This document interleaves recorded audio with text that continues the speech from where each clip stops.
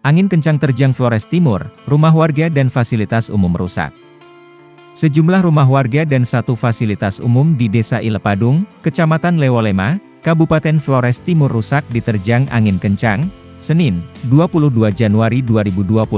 Peristiwa itu dilaporkan dua warga Ilepadung, Andi Kelen dan Vito Hurit melalui dokumentasi foto dan video kerusakan pasca terpaan badai angin. Lalu disusul hujan intensitas lebat 1 jam setelahnya.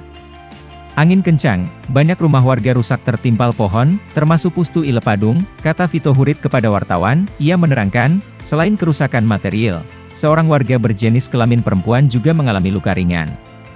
Tidak ada korban jiwa, hanya satu orang luka di bagian belakang, ujarnya. Warga desa setempat saat ini masih berjibaku memotong dan membersihkan batang pohon yang tumbang.